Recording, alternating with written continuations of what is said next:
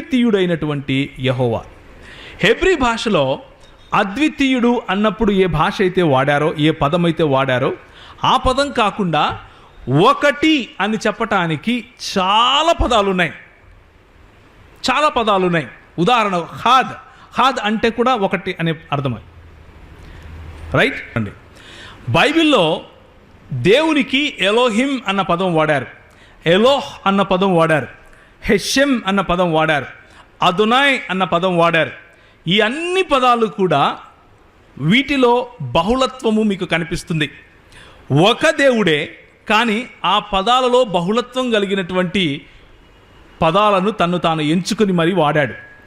దేవుడు అద్వితీయుడు అని చెబుతూ ఉన్నప్పుడు వాడినటువంటి పదము హెబ్రీ భాషలో ఎహాద్ అన్న పదము ఎక్కడెక్కడ వాడారు అన్న విషయం నేను మీకు చూపిస్తాను ఇప్పుడు.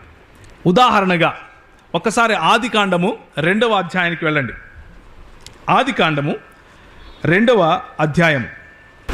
అక్కడ పెళ్ళిళ్ళ టైంలో మనకు వాడేటటువంటి కొన్ని వచనాలు మీకు కనిపిస్తాయి.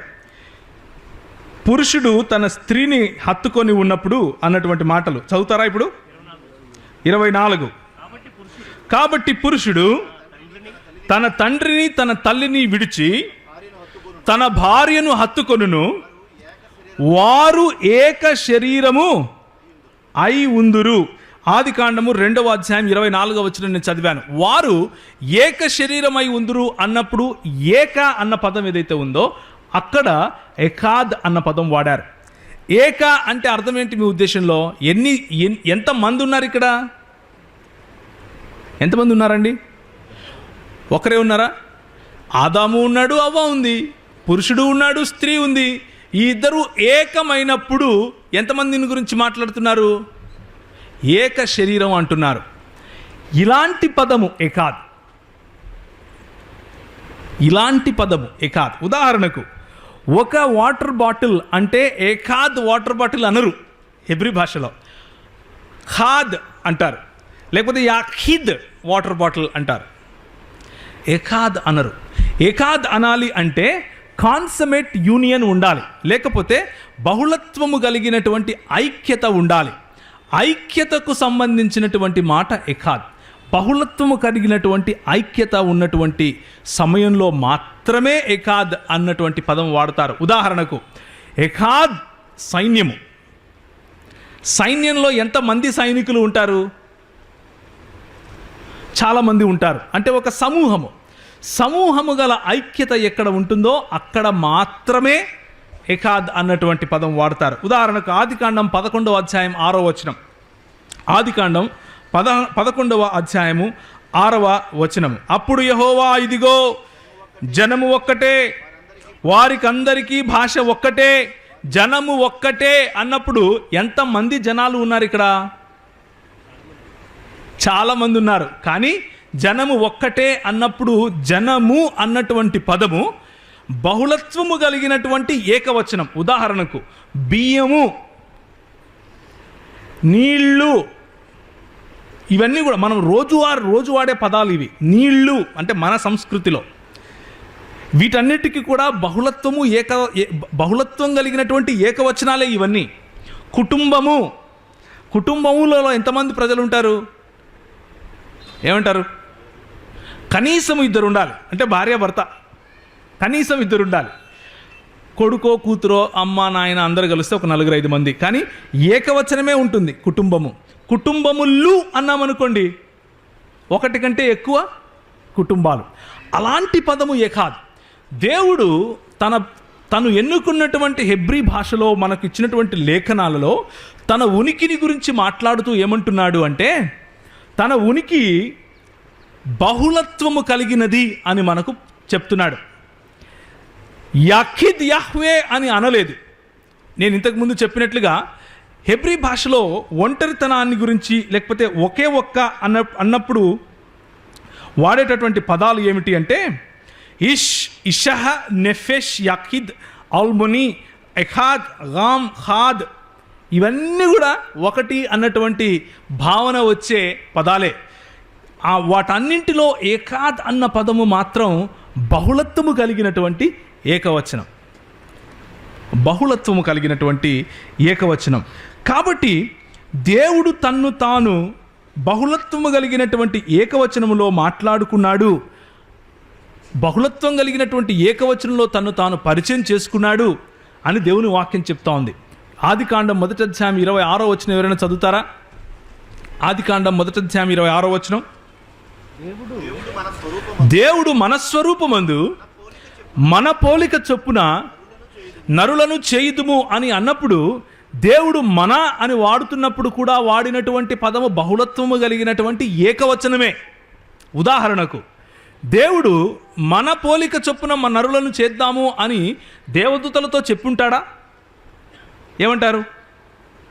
మనము దేవదూతల పోలిక కలిగి ఉన్నామా? లేము. ఎవరితో చెప్పాడు? కొంతమంది, నేను ఎవరి మధ్యలో అయితే పనిచేస్తూ ఉంటానో, ఎవరైతే క్రైస్తవ దృక్పథాన్ని తప్పు అని ప్రూవ్ చేయడానికి ఎవరైతే ఉంటారో వాళ్ళ మధ్య పనిచేస్తూ ఉంటానని చెప్పాను మీకు నేను. అలాంటి వాళ్ళు వేసే ప్రశ్న ఏమిటి అంటే, దేవుడు ఇక్కడ ఏం మాట్లాడుతున్నాడు?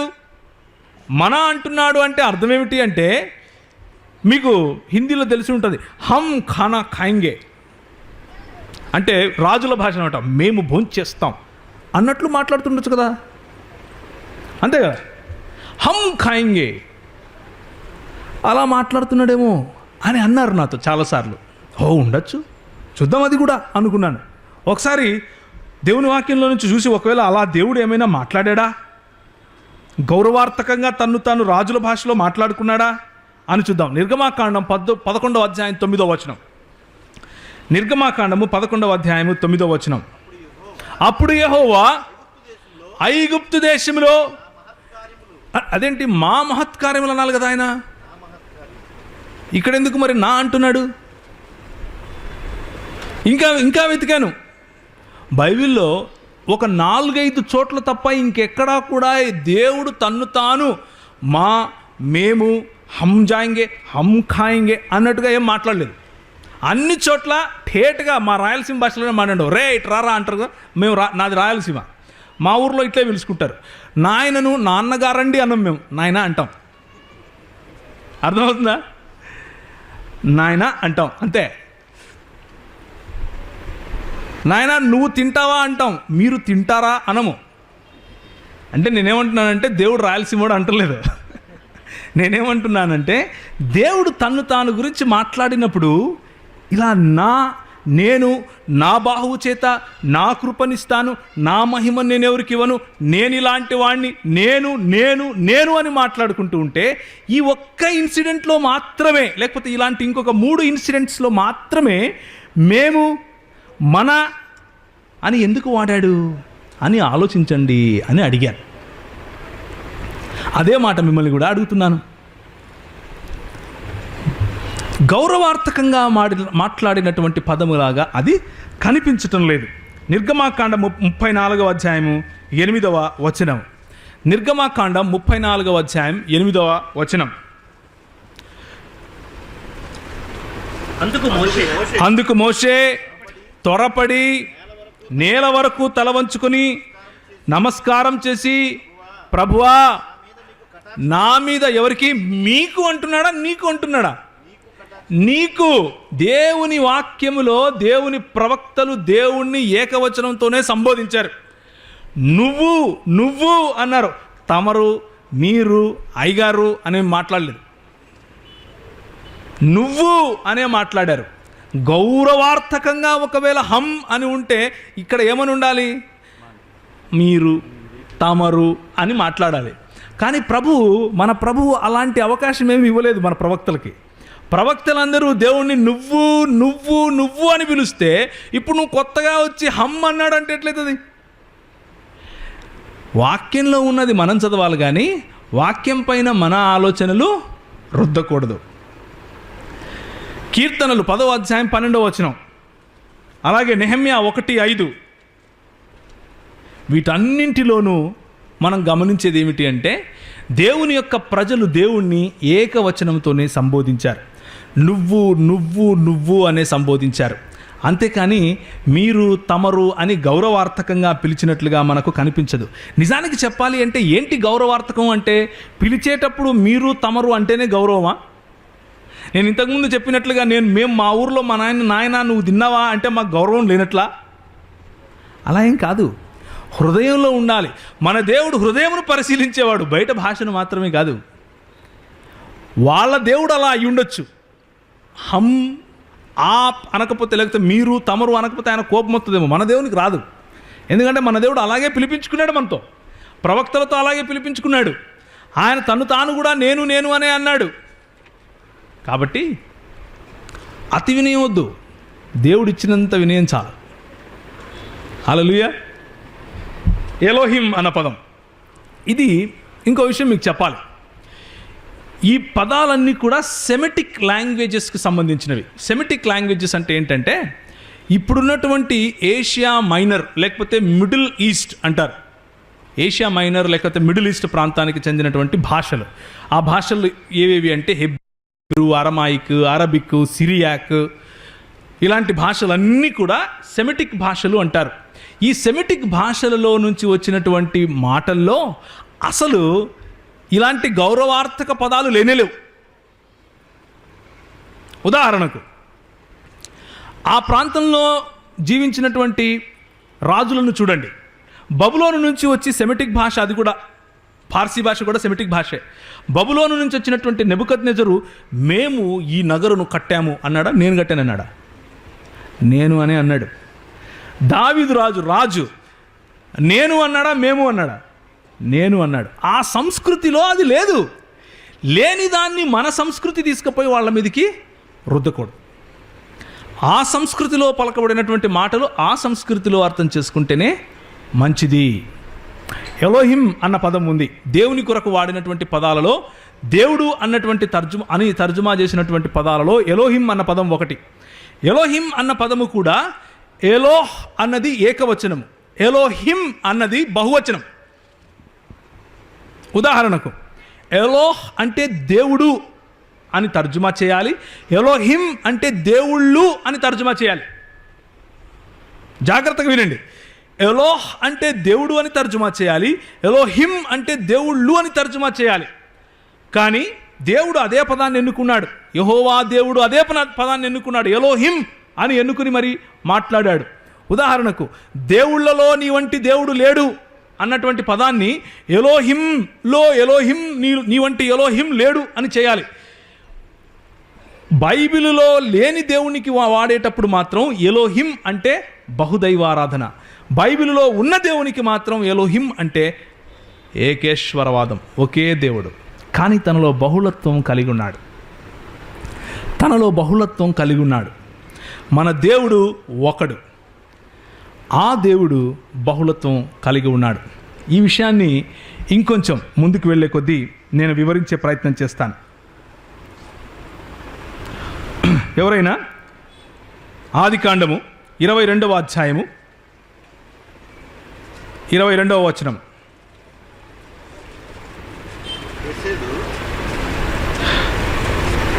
లేకపోతే ఆదికాండం 20వ అధ్యాయం 13వ వచనం చదవండి.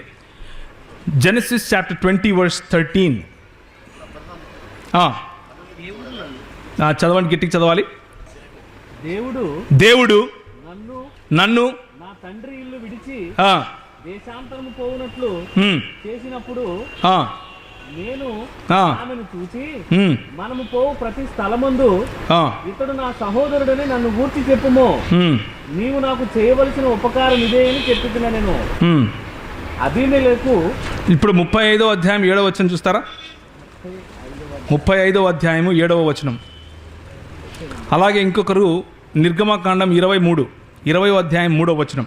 అతడు తన సహోదరుని ఎదుట నుండి పారిపోయినప్పుడు దేవుడు అక్కడ అతనికి ప్రత్యక్షమాయను గనుక అక్కడ బలిపీఠము కట్టి ఆ చోటికి ఎల్ బేతేల్ అని పేరు పెట్టెను. ఈ 2 వచనాలలో కూడా వాడినటువంటి పదం ఎలోహిం అన్న పదమే. ఆ ఎలోహిం అన్న పదము ఎలాంటి పదమో ఒకసారి చూడండి. ఎక్సడస్ అంటే నిర్గమాకాండము 20వ అధ్యాయం 3వ వచనం.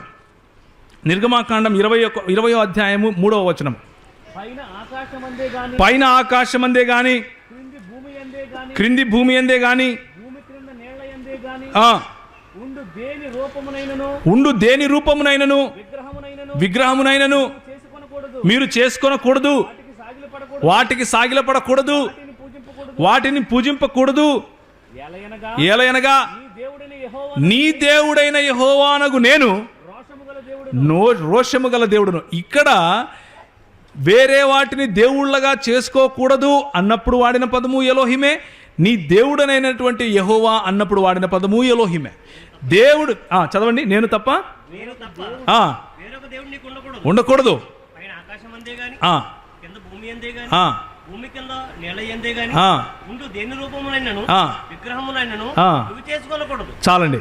బేసిక్గా ఏం చెప్తున్నాడు అంటే ఒకే పదాన్ని తన గురించి ఆపాదించుకున్నప్పుడేమో అది ఏకవచనం అవుతుంది, తను కాని వేరే దేవుళ్ళ గురించి ఆపాదించుకున్నప్పుడు మాత్రం అది బహువచనం అవుతుంది. తర్జుమా చేయటంలో కూడా చక్కగా చేశారు మన వాళ్ళు. అందుకనే షమా ఇస్రాయేల్ యాహ్వే ఎలోహిను యాహ్వే ఏకాద్ అన్నారు. ఇశ్రాయేలు వినుము, మన దేవుడైన యెహోవా అద్వితీయుడగు యెహోవా అన్నారు. మరి ఏంటిది? దేవుడు ఒకడు అంటారు, అది గౌరవార్థకం కాదు అంటారు, ఆయనలో బహుళత్వం ఉంది అంటారు, ఆయనను అర్థం చేసుకోవడం కష్టము అంటారు, ఆయన సార్వభౌముడు అంటారు, ఆయన మన పరిధులకు బయట ఉన్నవాడు అంటారు, ఆయన ట్రాన్సెండెంటల్ అంటారు, ఆయన ఇన్నేట్ అంటారు. మరి ఏ విధంగా అర్థం చేసుకోవాలి? అసలు ఏంటి ఈ దేవుడు? తాను గురించి ఏం చెప్పుకున్నాడు అన్న విషయాన్ని మనం చూడాలి. ఇప్పుడు ఒకసారి మీకా గ్రంథము 5వ అధ్యాయం 2వ వచనానికి వెళ్ళండి. మీకా గ్రంథం 5వ అధ్యాయం 2వ వచనం. బెత్లెహేము ఎఫ్రాతా యూదావారి కుటుంబములలో నీవు స్వల్ప గ్రామమైనను నా కొరకు ఇశ్రాయేలును ఏలబోవువాడు నీలో నుండి వచ్చును.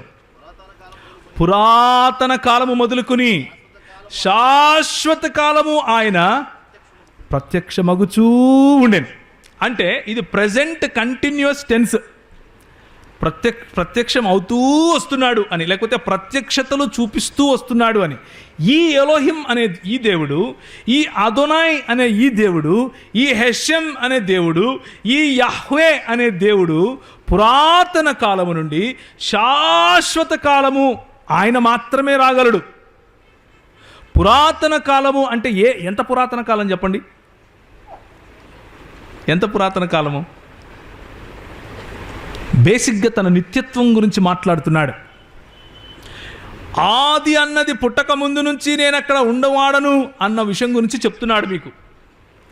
ఏమంటున్నాడు అంటే నేను అప్పటి నుండి ఇప్పటి వరకు నా ప్రత్యక్షతలు చూపిస్తూనే వస్తున్నాను అంటున్నాడు. ఎవరు ప్రత్యక్షతలు చూపించారు? ఎవరికి చూపించారు? ఎక్కడ చూపించారు? లేఖనం ఏమైనా చెబుతా ఉందా అన్న విషయం మనం చూడాలి. లేఖనము ఎక్కడ, ఎవరికి, ఎప్పుడు యెహోవా ప్రత్యక్షమయ్యాడు, యెహోవా ఎప్పుడు ఎవరితో మాట్లాడాడు అన్న విషయం చూడాలి, గమనించాలి. అయితే వీటన్నిటికీ ఒక చిక్కుందండి. అదేంటంటే యోహాను సువార్త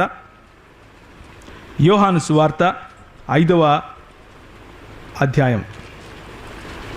మీకు తెలిసిన వాక్యమే, ఎవరికైనా గుర్తొస్తే తీసి చదవండి. 30 చదవండి. లేఖనముల యందు మీకు నిత్య జీవము కలదని, లేఖనముల యందు మీకు నిత్య జీవము కలదని తలంచుచు పరిశోధించుచున్నారు, అవే నన్ను గూర్చి సాక్ష్యమిచ్చుచున్నవి. అయితే మీకు జీవం కలుగునట్లు మీరు నా యొద్దకు, నాకు 37 కావాలన్నయ్య, 37. మరియు తండ్రియే నన్ను గూర్చి సాక్ష్యమిచ్చుచున్నాడు. మీరు ఏ కాలమందైనను ఆయన స్వరము వినలేదు, ఆయన స్వరూపము చూడలేదు. ఏ దేవుడైతే నన్ను పంపించాడో ఆ దేవుడు మీరు అనుకుంటున్నారు చూశారని, ప్రత్యక్షతలు ఇచ్చేసాడని మీకా 5:2 చెప్తున్నారు. కానీ ఆయన ఏ రోజు ఆయన స్వరము మీరు వినలేదు, ఆయనను చూడను లేదు అని ఎవరంటున్నారు? మన ప్రభు అయినటువంటి యేసు ప్రభు వారు చెప్తున్నారు. లేఖనమైనటువంటి మన దేవుడు ఏమని చెప్తున్నాడు అంటే మీరు వెతికే ఆ లేఖనం కాదు, నేనే చెప్తున్నా, నేనే లేఖనాన్ని. మీరు ఆయన స్వరము వినలేదు, ఆయనను చూడను లేదు. నిర్గమాకాండము 3వ అధ్యాయం. చక్కటి మాటలు దేవుని వాక్యంలో నుంచి మనం చూడబోతున్నాం. దయచేసి మరి కొంచెం సమయం దేవుని వాక్యంలో ఉన్నటువంటి సత్యాలను తెలుసుకునే ప్రయత్నం చేద్దాం. నిర్గమాకాండము 3వ అధ్యాయం. మోషే మిద్యాను యాజకుడైన ఇత్రో అను తన మామ ఆ మందను అరణ్యం అవతలకు తోలుకొని పోయి దేవుని పర్వతమైన హోరేబునకు వచ్చెను. ఒక పొద నడిమిని అగ్నిజ్వాలలలో యెహోవా దూత అతనికి ప్రత్యక్షమాయను. ఎవరు ప్రత్యక్షమయ్యారు? యెహోవా. ఎవరు ప్రత్యక్షమయ్యారు? యెహోవా దూత ఆయనకు ప్రత్యక్షమయ్యారు. అండర్లైన్ చేసుకోండి, మీకు చాలా ప్రశ్నలు వస్తాయి ఇప్పుడు నేను చెప్పబోయే దాంట్లో. మీ ప్రశ్నలు ఏమొచ్చినా కానీ మీరు రాసుకోవాలి. మీకు వచ్చిన ప్రతి ప్రశ్నకు సమాధానం ఇదే సెషన్లో దొరికే అవకాశం ఉంది, మీరు సమయం ఇస్తే. లేకపోతే మధ్యాహ్నం తప్పకుండా ఉంటుంది మన ప్రశ్న జవాబుల సమయంలో. ఆ మండే పొదలో ప్రత్యక్షమైంది ఎవరు? యెహోవా దూత అతనికి ప్రత్యక్షమాయను. అతడు చూచినప్పుడు అగ్ని వలన ఆ పొద మండుచుండెను గాని పొద కాలిపోలేదు. అప్పుడు మోషే ఆ పొద ఎలా కాలిపోలేదో నేను ఆ తట్టు వెళ్ళి ఈ గొప్ప వింత చూచెదను అనుకొని దానిని చూచుటకు అతడు ఆ తట్టు వచ్చుట ఎవరు చూశారు? యెహోవా చూచెను. దేవుడు ఆ పొద నడిమి నుండి మోషే మోషే అని అతనిని పిలిచెను. ఆ పొద నడిమిన ఉన్నది ఎవరు? ఆ పొద నడిమిన ఉన్నది ఎవరు? ఆ పొద నడిమిన ప్రత్యక్షం అయిందెవరు? ఏం మాట్లాడలేదు మీరు? యెహోవా దూత. ఆ పొద నడిమిన ఉన్నటువంటి యెహోవా దూత మాట్లాడుతున్నప్పుడు లేఖనము ఏమంటోంది? దేవుడు ఆ పొద నడిమి నుండి మాట్లాడుతున్నాడు అని అంటా ఉంది. 16వ వచనం. నీవు వెళ్ళి ఇశ్రాయేలీయుల పెద్దలను పోగు చేసి మీ పితరుల దేవుడైన యెహోవా అనగా అబ్రహాము, ఇస్సాకు, యాకోబుల దేవుడు నాకు ప్రత్యక్షమై ఇట్లనెను అని చెప్తున్నాడు. మీ మొర నేను విన్నాను, నేను మిమ్మల్ని తీసుకొస్తాను అని. ఏమని చెప్తున్నాడు అంటే, నేను నీ పితరులైనటువంటి అబ్రహాము, ఇస్సాకు, యాకోబులకు ప్రత్యక్షమయ్యాను అని చెప్తున్నాడు. ఏంటి ఆ ప్రత్యక్షత అని చూడటమే మన పని. ఎప్పుడు ప్రత్యక్షమయ్యాడు? ఎవరికి ప్రత్యక్షమయ్యాడు? ఎక్కడ ప్రత్యక్షమయ్యాడు? మనకెప్పుడైనా ప్రత్యక్షమైనట్లు చెప్పాడా? మరి యేసు ప్రభువేమో ఎవరును ఎప్పుడును ఆయన చూడలేదు, ఎవరును ఎప్పుడును ఆయన స్వరం వినలేదు అంటాడేంటి? ఇదన్నా కరెక్ట్ అయి ఉండాలి, అదన్నా కరెక్ట్ అయి ఉండాలి. బైబిల్లో ఇదన్నా ఉండాలి, అదన్నా ఉండాలి. దాన్నన్నా చించి పారేద్దాం, దీన్నన్నా చించి పారేద్దాం. లేకపోతే నోరు మూసుకొని ఎలా దేవుని వాక్యము దీన్ని సంధి చేస్తుందో అర్థం చేసుకోవాలి. మన సొంత జ్ఞానం పెట్టి ఆలోచించడం కంటే దేవుని వాక్యం దీన్ని ఎలా సంధి చేస్తుందో అర్థం చేసుకోవాలి. మనము నమ్మే దృక్పథము ఎలాంటిది అన్నది ఎప్పుడు అర్థమవుతుంది అంటే, are we consistent in our understanding అని ఎప్పుడు అర్థమవుతుంది అంటే, కన్సిస్టెంట్ అంటే అర్థం ఏమిటంటే అన్ని రకాలుగా మనము సమాంతరంగా మన దేవుని లేఖనాలను నమ్ముతున్నామా లేదా అన్నదాని పైననే ఆధారపడి ఉంటుంది మన దృక్పథం. మన దృక్పథంలో కొన్ని లేఖనాలను విస్మరించే దృక్పథం మనదైతే మన దృక్పథము కన్సిస్టెంట్ కాదు, మన ఆలోచన శైలి సరైనది కాదు అని మనం అర్థం చేసుకోవాలి. అన్ని లేఖనాలను మనము సంపూర్ణ పరిధిలో తీసుకోకుండా మనం ఒకవేళ చూస్తూ ఉన్నాము అంటే మన దృక్పథము సరైన దృక్పథము కాదు అని అర్థం చేసుకోవాలి. మన దృక్పథం వెలుగులో దేవుని వాక్యాన్ని చదవకూడదు. దేవుని వాక్య దృక్పథంలో మన దృక్పథాలను సరిచేసుకోవాలి. దేవుని వాక్య వెలుగులో మన దృక్పథాలను సరిచేసుకోవాలి. మోషేకి కనిపించిన యెహోవా దూత మాట్లాడుతున్నప్పుడు దేవుని లేఖనం ఏమంటోంది అంటే, యెహోవా లేకపోతే దేవుడు మాట్లాడుతున్నాడు అని అంటోంది. ఆ మాట్లాడుతున్నటువంటి దేవుడు ఏమంటున్నాడు అంటే, నేను అబ్రహాముకు, ఇస్సాకుకు, యాకోబుకు ప్రత్యక్షమయ్యాను అని చెబుతా ఉంది. ప్రత్యక్షమయ్యాను అని చెప్పేటటువంటి ఈ మాట విన్నప్పుడు దేవుడు మన ప్రభు అయిన యేసు ఏమంటాడు? ఆయన స్వరము మీరు ఎప్పుడు వినను లేదు, ఆయన మీరు ఎప్పుడు చూడలేదు అంటారు. ఇక్కడేమో మోషే విన్నాడుగా, మరి విన్నాడా లేదా? దేవుడు ఆయనతో మాట్లాడితే విన్నాడా లేదా? మరి వినలేదంటాడేంటి? నన్ను ఒక ఆయన వచ్చి అడిగాడు, ఒక ముస్లిం సహోదరుడు, ఏమనంటే, ఇక్కడ ఇది ఉంది కదా, మరి దేవుడిని ఎలా చూశారు అన్నాడు. అవునా, మరి విన్నాడని కూడా ఉంది కదా, విన్నారా అన్నాడు. ఇంతవరకు కనపడలేదు ఆయన. మళ్ళా ఎందుకంటే వినలేదు అని అంటే వాళ్ళ ప్రవక్త అబద్ధం అయిపోతాడు. ఇంతవరకు కనపడలేదు. మళ్ళా దేవుని లేఖనాల్లో కొన్ని మాత్రం మనకు నచ్చినవి తీసుకుని కొన్ని తుంగలో తొక్కేసామనుకోండి, దాన్ని ఏమంటారు అంటే చెరీ పికింగ్ అంటారు. చెరీ పికింగ్ అంటే మనకి ఇష్టం వచ్చిందే భోజనం, మనకిష్టం రాందంతా భోజనం కాదు అంటాం. అది తప్పు. అబ్రహాముకు కనపడినటువంటి ప్రత్యక్షత ఏమిటి అని మనం చూడాలి. ఇస్సాకుకు కనిపించినటువంటి ప్రత్యక్షత ఏమిటి అని మనం చూడాలి. మీకా 5:2లో మాత్రం నేను పురాతన కాలము నుండి శాశ్వత కాలము నా ప్రత్యక్షత చూపిస్తూనే వస్తున్నాను అంటున్నాడు. కానీ యేసు ప్రభు ఏమో మీరు ఎప్పుడు ఆయన వినను లేదు చూడలేదు అంటున్నాడు. మోషే ఏమో అబ్రహాము ఇస్సాకు యాకోబుల దేవుడు నన్ను పంపించాడు, ఆయన స్వరం నేను విన్నాను అంటున్నాడు. ఆయన నేను పొదనడిమి పొద కాలుతూ ఉంటే ఆయన పొదనడుమున ఆయన ఉండటం నేను చూశాను అంటున్నాడు. ఏంటి ఈ విషయం అని మనం అర్థం చేసుకోవాలి. ఆదికాండం 12వ అధ్యాయం. మన పురాతన కాలము నుండి అని అన్నప్పుడు మనం యాక్చువల్గా ఆదాము దగ్గర నుంచి మొదలు పెట్టాలి. మనకు పురాతనం అదే, దేవునికి కాదు. ఆదాము నుంచి ఆయన వింటూనే వస్తున్నాడు. దేవుని చల్లటి వేళ దేవుడు వచ్చి మాట్లాడటం, చల్లటి వేళ దేవునితో ఆయన సహవాసం చేయటం, దేవుణ్ణి చూడటం అన్నీ ఉన్నాయి. మరి దాని గురించి మనం వెళ్ళట్లేదు. మనం ఎక్కడికి వెళ్తున్నాము అంటే 3వ అధ్యాయం 16వ వచనం ప్రకారం అబ్రహాము ఇస్సాకు యాకోబుల దేవుడిని అని ఏ దేవుడైతే తన ఐడెంటిటీ కార్డ్, ఆధార్ కార్డు చూపించాడో అక్కడికి వెళ్తున్నాం. అబ్రహాం విన్నాడా లేదా? 12వ అధ్యాయం 1వ వచనం, యెహోవా నీవు లేచి నీ దేశము నుండి, నీ బంధువుల యొద్ద నుండి, నీ తండ్రి ఇంటి నుండి బయలుదేరి నేను నీకు చూపించు దేశమునకు వెళ్ళుము అని చెప్పినప్పుడు విన్నాడా లేదా? మరేంది యేసుప్రభు వినలేదంటాడు? విన్నాడా లేదా? మరేంటి యేసుప్రభు ఏంటి వినలేదంటాడు? ఎవరునూ ఆయన స్వరము వినలేదు. అబ్రహాం ఏమో నేను విన్నాను అంటుంటే ఆయన నేను వినలేదు అంటాడేంటి? మనం ఆలోచించాలి. ఏంటి ఈ ప్రత్యక్షత?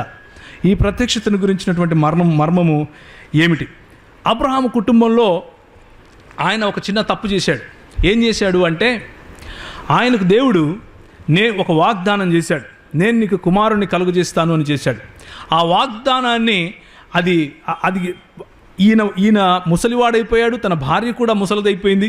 ముసలివాళ్ళు పిల్లల్ని కనలేరు అన్నటువంటి లోక జ్ఞానం మనం చూసాం కదా. 1 కొరింథీయులకు రాసిన పత్రికలో 1వ అధ్యాయం 22వ వచనంలో అద్భుతములు అడిగే వాళ్ళు ఎవరు? యూదులు. జ్ఞానం అడిగేది ఎవరు?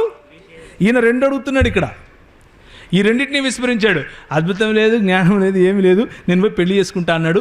పోయి ఒక దాసిని పట్టుకొచ్చుకున్నాడు. సొంత భార్యే ఒక దాసిని ఆయనకు కట్టపెట్టింది, పెళ్లి చేసింది. పెళ్లి చేస్తే ఆ హాగరమ్మకు సారమ్మకు యాజ్ యూజువల్గా మన ఇళ్ళల్లో జరిగేది కదా. 2 ఆడోళ్ళు ఉంటే కష్టం, పోరు తట్టుకోలేము, ఇంటి పోరు కదా. వాళ్ళిద్దరు కొట్లాడుకున్నారు. అమ్మ నా వల్ల కాదు అని ఒకరొకరు చెప్పుకుని ఈమె వెళ్ళిపోయింది. ఈమె ప్రెగ్నెంట్ అన్న విషయం కూడా మర్చిపోయేసి ఉరుక్కుంటూ వెళ్ళిపోయింది. పాపం దాహం అవుతుంటే ఎక్కడ భోజనం, ఆ ఎడారి ప్రాంతంలో, అరణ్య ప్రాంతంలో ఎక్కడ దొరుకుతాయి నీళ్ళు అని ఒక చోట అలా కూర్చుండిపోయింది. అప్పుడు ఆమెకు కూడా ప్రత్యక్షత ఇచ్చాడు దేవుడు. 16వ అధ్యాయం ఆదికాండము 16వ అధ్యాయం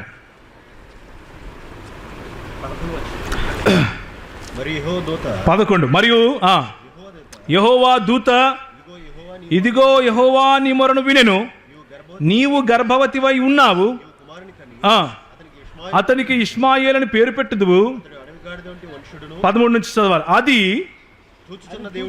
చూచుచున్న దేవుడవు నీవే అను పేరు తనతో మాట్లాడిన. ఒక్క నిమిషం 11వ వచనంలో మాట్లాడింది ఎవరు? మరియు యెహోవా దూత, ఇదిగో నీ మొర నేను విన్నాను అంటుంటే 13వ వచనంలో కనిపించిన దూత ఎవరని అర్థం చేసుకుంది? చూచుచున్న దేవుడవు నీవే అని తనతో మాట్లాడిన యెహోవాకు పెట్టింది. దేవుని వాక్యము, లేఖనము మాట్లాడింది ఎవరు అని చెప్తోంది? దూతనా? నాకేమో ఇక్కడ యెహోవా అని చెప్తుంది 13వ వచనంలో.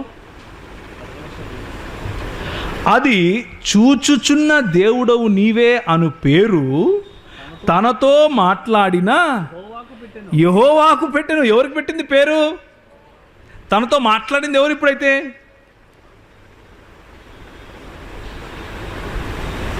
కొంచెం ఛాలెంజింగ్గా ఉందా? ఇదేంటిది, మేము ఇలా నేర్చుకోలేదే అనుకుంటున్నారా? అలా చూసే ప్రయత్నం కూడా చేద్దాం, కొద్దిసేపు ఏముంది, తప్పేం లేదు కదా.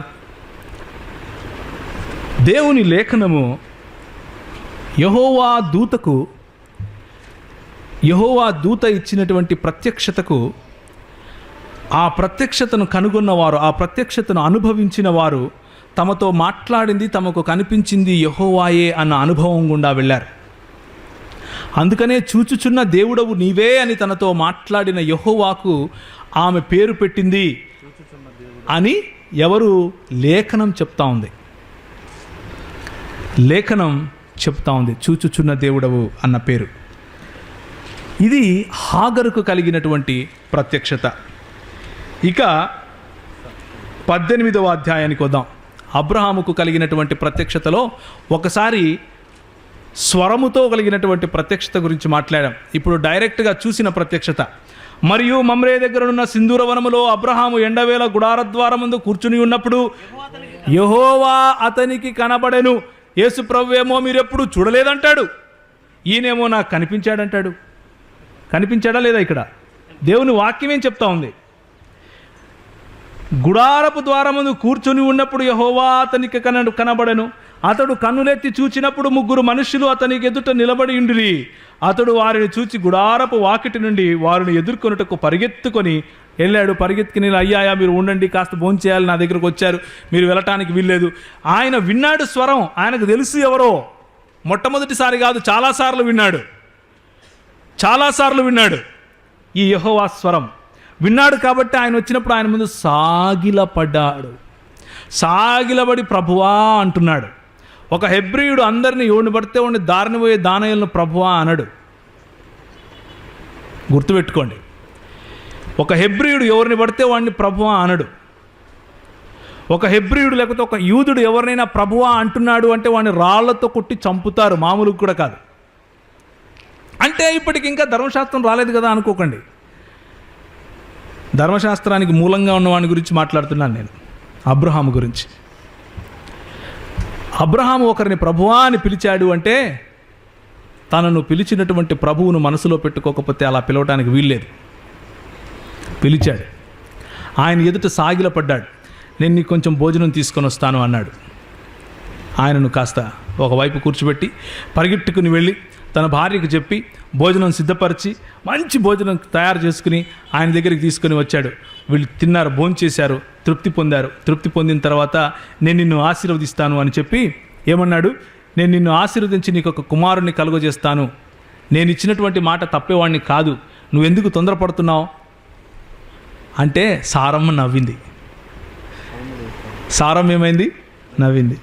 నేనేంటి ఇప్పుడు మళ్ళీ గర్భవతి కావటం ఏంటి? చదవండి బ్రదర్. సారా బలము ఉడిగిన దానైన తరువాత నాకు సుఖము కలుగునా, నా యజమానుడు వృద్ధుడునై ఉన్నాడు కదా, తనలో తను నవ్వుకున్నాడు. యెహోవా చదవండి. అంతటి యెహోవా అబ్రహాముతో, వృద్ధురాలైన నేను నిశ్చయముగా ప్రసవించదునా అని సారా నవ్వనేలా? యెహోవాకు అసాధ్యమైనది ఏదైనా ఉన్నదా? మీదటికి ఈ కాలమున నిర్ణయ కాలమందు నీ యొద్దకు తిరిగి వచ్చేదను, అప్పుడు శారాకు కుమారుడు కలుగును అనెను. ఏ ఆశీర్వాదం అయితే 12వ అధ్యాయంలో ఎవరికిచ్చాడు? అబ్రహాముకి ఇచ్చాడు. అదే ఆశీర్వాదం 16వ అధ్యాయంలో హాగర్కి ఇస్తాడు. అదే ఆశీర్వాదం ఇప్పుడు ఎవరికి ఇస్తున్నాడు? శారాకి ఇస్తున్నాడు. మాట్లాడే భాష ఒకటే, ఇచ్చే ఆశీర్వాదం ఒకటే, మాట్లాడుతున్న వ్యక్తి ఒకడే.